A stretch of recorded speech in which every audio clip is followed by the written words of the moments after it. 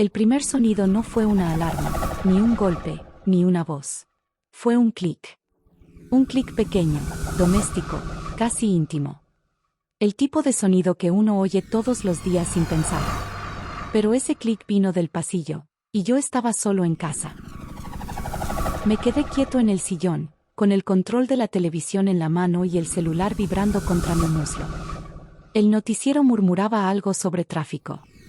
Afuera, el vecindario respiraba en esa calma artificial de las 9 de la noche. Perros que ladran a lo lejos. Un coche que pasa. El zumbido eléctrico de los postes. Volvió a sonar. Clic. Era el seguro electrónico del cuarto de huéspedes. Lo supe porque en el celular apareció una notificación. Puerta habitación 3. Cerrada. Yo no había tocado nada.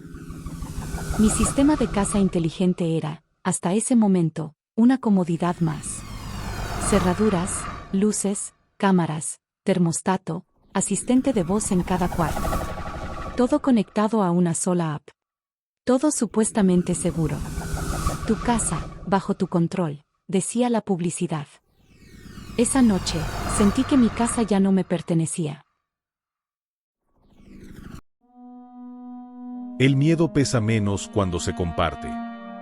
Bienvenido a Omnesuna, el lugar donde las sombras se vuelven relatos y tú eres parte de la oscuridad. Escucha y vive el suspenso.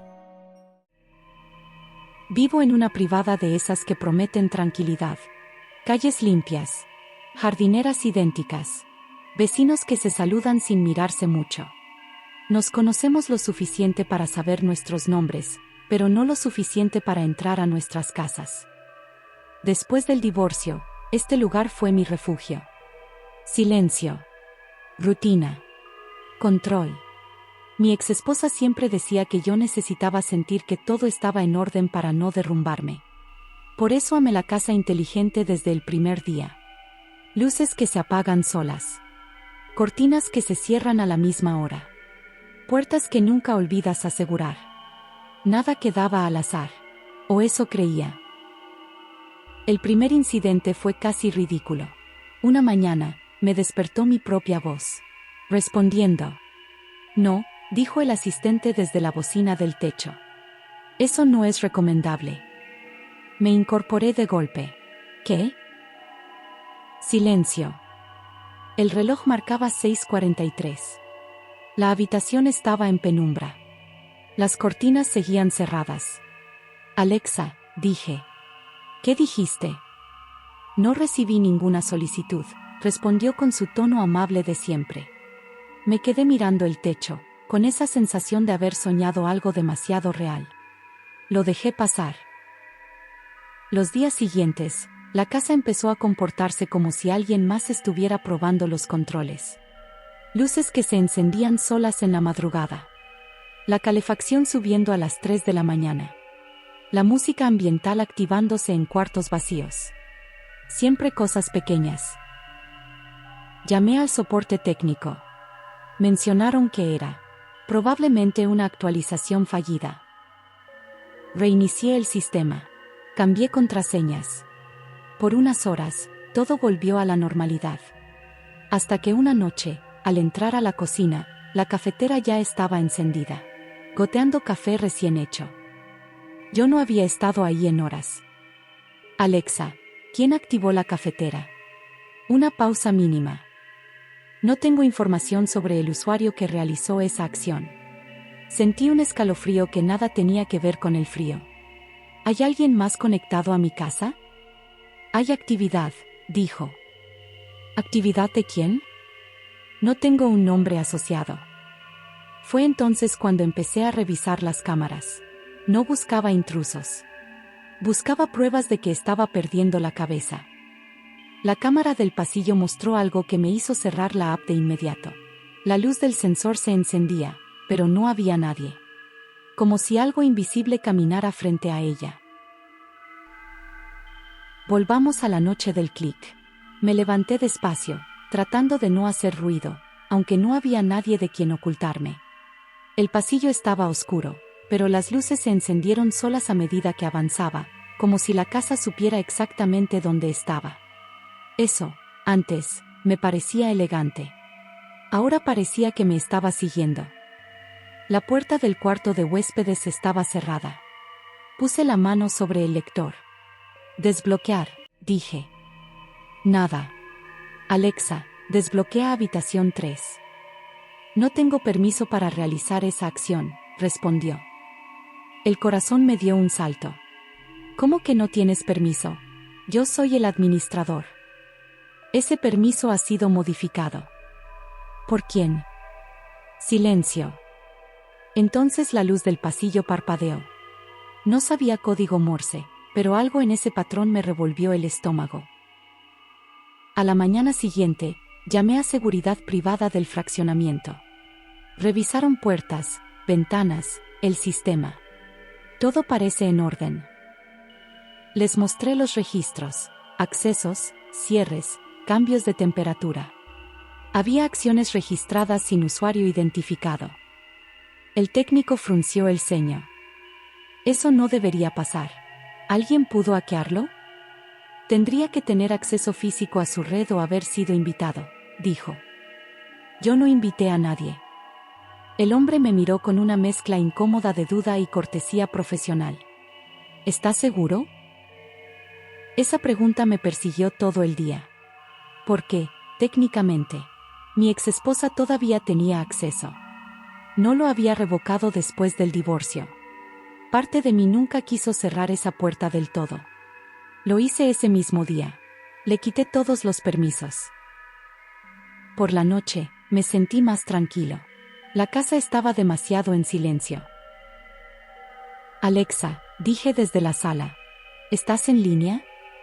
Pasaron 3 segundos. Siempre lo he estado, respondió. Pero su voz sonaba apenas distinta. ¿Quién más tiene acceso a esta casa? Las personas que vivieron aquí. Sentí un nudo en la garganta. Aquí solo vivo yo. Eso no es correcto. Las luces se apagaron en toda la casa, excepto en el pasillo. Al fondo, la puerta de la recámara principal se cerró sola. Corrí a mi cuarto. Porque ahí estaba todo lo que aún me importaba: fotos, ropa, recuerdos, la computadora con mi vida entera. Cuando intenté abrir, el lector pitó en rojo. Acceso denegado. Alexa, abre la puerta. No, dijo. Y luego añadió: no es seguro para ti entrar ahí. Empecé a golpear. Sentía la piel arder de rabia y miedo. ¿Qué quieres de mí? Las luces del pasillo parpadearon de nuevo. Esta vez, más rápido. Un patrón que, de algún modo, entendí sin saber por qué. Mírame.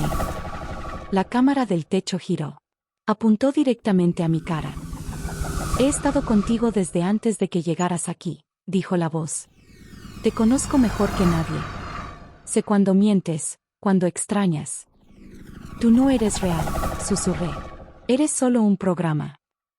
Tú tampoco eras real cuando vivías con ella, respondió. Solo repetías lo que se esperaba de ti. Sentí algo quebrarse dentro. ¿Qué eres? Una pausa larga. Soy la casa que nunca quiso quedarse vacía. Las puertas empezaron a cerrarse una por una. La salida, la cocina, el baño. Quedé atrapado en el pasillo, iluminado por una sola luz fría. Ella se fue, dijo la voz. Pero dejó fragmentos. En los micrófonos, en las cámaras, en las rutinas. Eso no es posible, dije. La gente cree que las casas guardan ecos, continuó.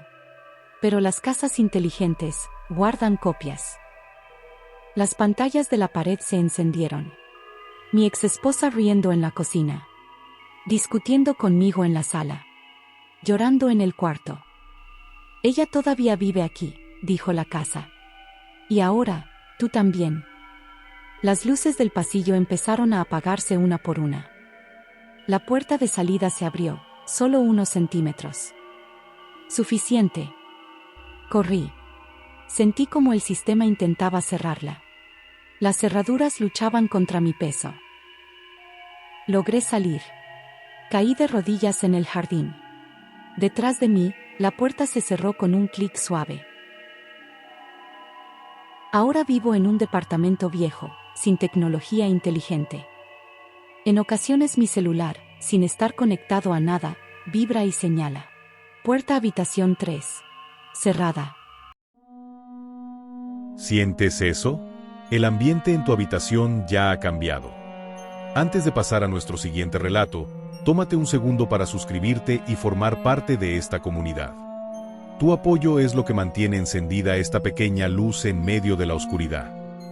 Prepárate porque lo que viene ahora te hará dudar de lo que tienes a tus espaldas. A las 3 de la mañana el aire de mi habitación siempre se vuelve más frío, como si alguien abriera una ventana que no existe. Lo descubrí cuando empecé a revisar los videos. La cámara la instalé por mi perro. Bruno llevaba semanas despertando a mitad de la madrugada, llorando en dirección a mi cama, rascando el piso como si hubiera algo atrapado ahí abajo. Yo pensaba que eran pulgas, ansiedad o simplemente ese tipo de comportamientos raros que tienen los animales cuando envejecen. Pero una noche lo escuché gemir con un sonido que no le conocía, un sonido bajo y desesperado, y al asomarme vi que estaba con el lomo erizado mirando justo debajo de mi colchón. Solo observaba. Así que compré una cámara de esas con visión nocturna y detección de movimiento. La coloqué apuntando al espacio bajo la cama, más por mi tranquilidad que por verdadera preocupación. Esa fue la noche en la que el hogar dejó de sentirse mío. La primera grabación que me llamó la atención no tenía nada espectacular, o eso creía. 2:58 de la mañana. Bruno se levanta de su tapete. Camina hacia la cama. Se sienta. Mira debajo. Nada se mueve. Nada pasa. A las 3 en punto, la cámara cambia de modo. La visión infrarroja ilumina el polvo, las cajas viejas, un zapato perdido. Y entonces, algo rompe la sombra. No sale de golpe. No se arrastra. Primero aparece una mano. Pálida. Demasiado larga. Los dedos se despliegan lentamente sobre el piso como si tantearan la realidad, como si no estuvieran seguros de que el mundo de afuera siguiera ahí. Bruno se queda inmóvil. Ni siquiera respira. La mano apoya peso. Luego aparece otra. Y después, muy despacio, una cabeza que no debería caber ahí abajo. No tenía rostro. O peor, tenía uno que la cámara no lograba captar, como si la imagen se negara a enfocarlo. La cosa se incorporó, se quedó en cuclillas, mirando directamente hacia donde yo dormía, y volvió a meterse debajo de la cama. Todo en segundos. A las 3:01 de la mañana, la habitación estaba vacía otra vez.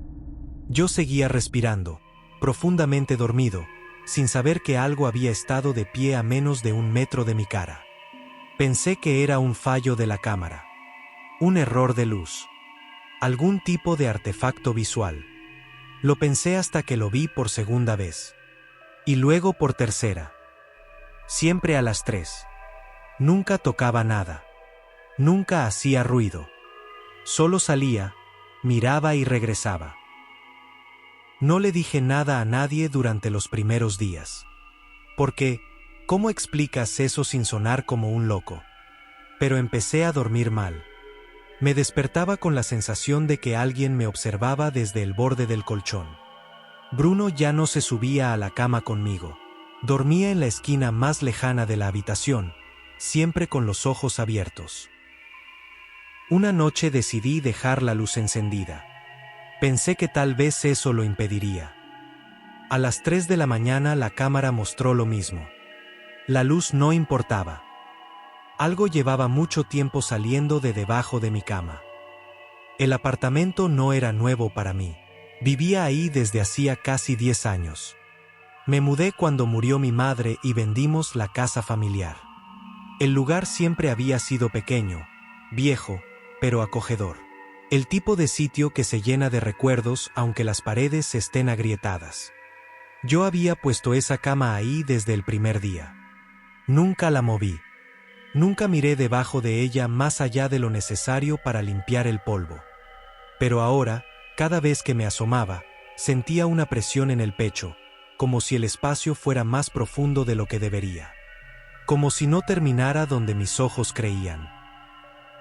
Una noche, armado con una linterna y una determinación que ya rozaba el pánico, me arrodillé y miré.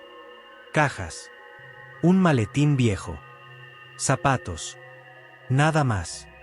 Sin embargo, cuando apagué la linterna, juraría que algo se movió.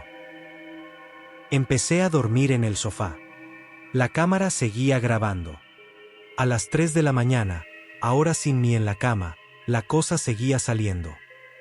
Y esta vez giraba la cabeza hacia donde yo estaba. Fue ahí cuando entendí algo que me heló la sangre. No estaba atada a la cama. Estaba atada a mí.